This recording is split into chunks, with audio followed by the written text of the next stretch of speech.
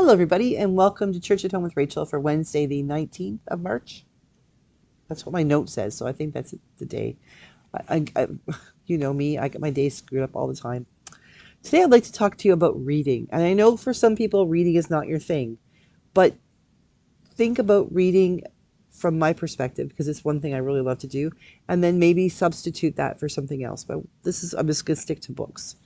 When I was in England in November for in Canterbury for Bishop School, I picked up a copy of the Church Times, and it's a newspaper they put out like weekly, and it's massive. It's like 40 pages long, with all kinds of incredible, church news, world news, things like that. All of it sort of, how does this pertain to our spiritual lives?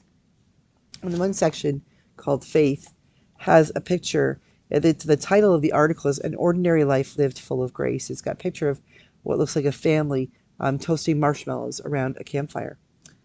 And it shows this is an article. It's the art author Roy Shaw is celebrating the works of Kent Haruf, who died 10 months ago in November, so probably January or February he died, and he's talking about his writing.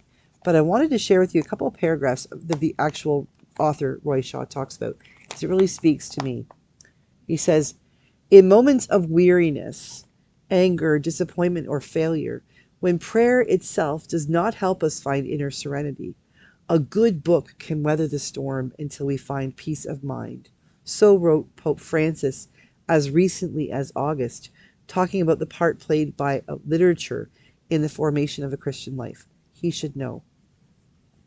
There's a breadth to this which is appealing, not just theology or spirituality, just books. And where my interests, Roy Shaw's interests, lie in the world of books is in novels. Give me a good book, a good novel, and I'm away. Hard to drag me back to the here and now when the vegetables need preparing for lunch. My wife will vouch for this.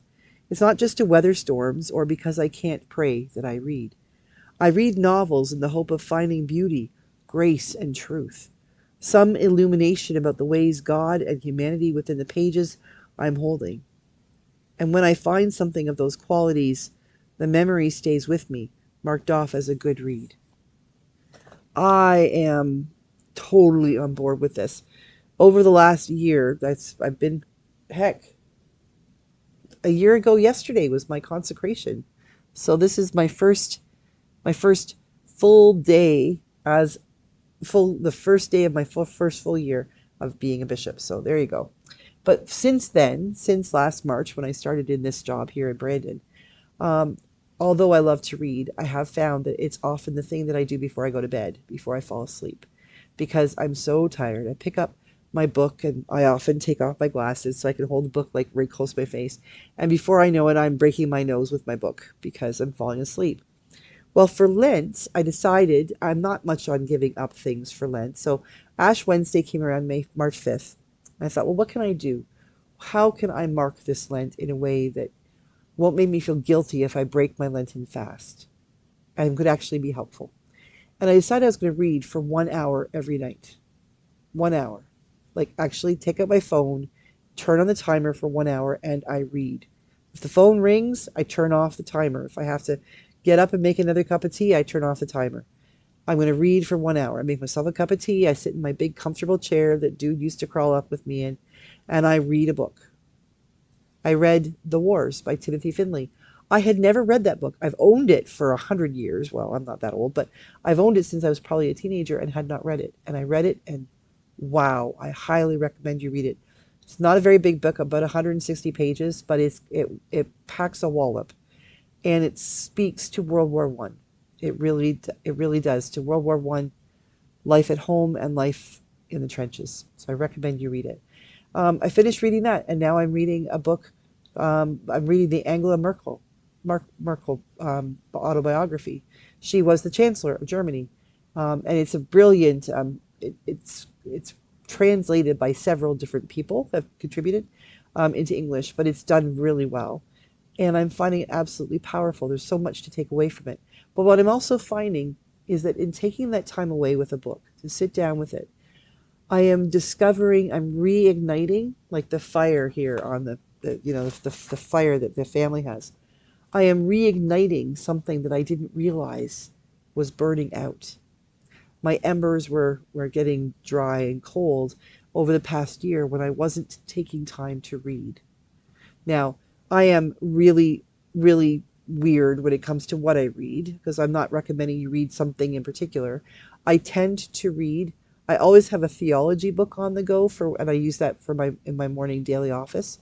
But I try to read a nonfiction and then a fiction, like a biography or something about science or history or something, and then a fiction book, because I own so many, and I sort of what I do, and I know this is silly, but hey, I grab all these books I want to read and I lay them out on the table or on the bed or something, and I go, eeny, meeny, miny, mo, catch a tiger by the toe.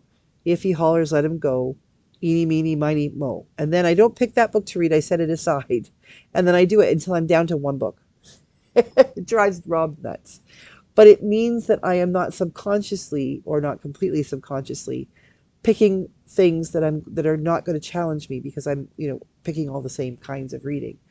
Every time it's different. Every time it's something like, oh, wow. Sometimes they're great. Sometimes they are like, oh, this was a stinker. But the idea is I take time to read, and I am finding that my creativity and my sense of patience and my ability to think outside the box are coming back because I'm allowing myself the gift of, I've either spoken of it or will speak of it before again, sacred disruption, that moment when I allow God to say, sit down, have a cup of tea, let's do a different thing. There is something, I know, lots of people will say, if you're a good Christian, if you're a good Jesus follower, you're gonna pray a lot, you're gonna do all these spiritual things. Well, you know what? It's that you're right. You should. Prayer should be a part of our lives if we are faithful Christians, followers of Jesus.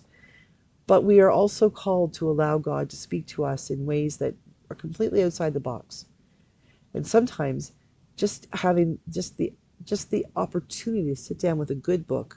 It doesn't even have to be a good book, just a book. Sit down and immerse ourselves in a place where nothing else exists. Now I gotta warn you, when I read, I go there. Like, that's why I don't like reading thrillers, because like Stephen King stuff, because I am totally immersed in the situation, and if you walked up behind me and said boo, I'd have a heart attack. So that's what happens to me when I read, because I love to read.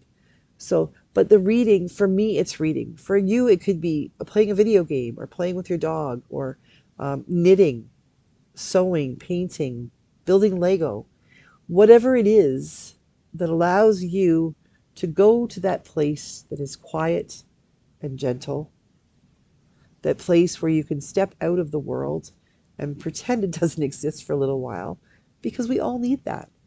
We all need those moments when we can just turn out the world, turn off the world, tune everybody out, and just be ourselves. Just celebrate and acknowledge that who we are is so different than anybody else, and that's perfectly okay. For me, I do that through reading. How about you? There's nothing wrong with it. I close with that quote from the Pope again here. In moments of weariness, anger, disappointment, or failure, when prayer itself does not help us find inner serenity, a good book can weather the storm until we find peace of mind. I encourage you to find your good book, whatever that looks like. Maybe it's Lego blocks, I don't know. Going for a drive. Don't worry so much if you find that your prayer life is going like, ugh. Allow yourself give yourself permission to say that's okay and to do a new thing. And you might come back refreshed and able to sink right back into prayer, or you might find that you're still in that place and you're not ready yet. It's okay, it'll come. But in the meantime, taking care of yourself, allowing yourself to just be, that's important too. So go read a metaphorical book, whatever that means to you. I'm going to make sure I continue reading Angela Merkel's um, autobiography tonight, because it's really quite fascinating. And it just feels so good to have a really big book with smooth papers and the smell of it in your hands. Oh, nothing like it. You have to be a bibliophile to understand what I'm talking about. Have a great day. God bless. I'll see you again tomorrow for Church at Home with Rachel.